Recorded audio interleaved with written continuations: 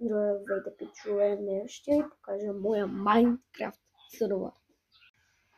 Започваме с ето това. Само докато показвам да стана опасно. Така. Тук имаме сърце. А пък тук имаме будка за храна, която днес направих. Има доста храна отзаде. Няма да го показвам много сега.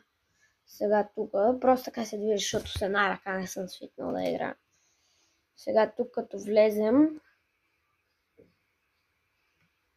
имаме, чакайте, само да го покажа по-добре. Имаме магазин за руди, тук имаме магазин за книжки, който разбира от Майнкрафт да напише за сега, тъй като той сървър е създаден преди 3 дни, истински, да каже за 3 дни какво той може още да направи в този сървър. Има още неща, разбираше. Тук има полиция, която тук затвор, че малко, защото ме мърже да направи голям затвор. Тук е шефа. Тук на зеленото е по-малко главния полицай, на синето повече главния. И затова съм го направил така. Тук има табелка за полицай. Само. Тук още не съм слагал неща. И това е.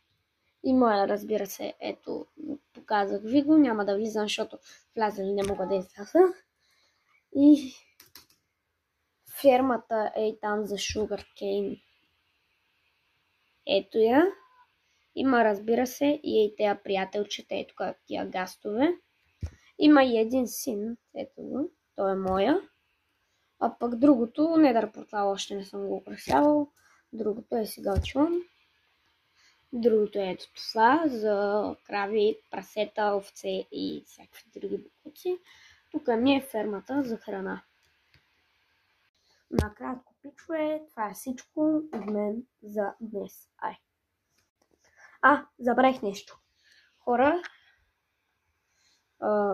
забравих да кажа, който иска може да джойне в сървъра. Сървъра се казва mitko864 aternos.me и е на Java Edition, най-новата версия .8 и е на кракната версия, т.е.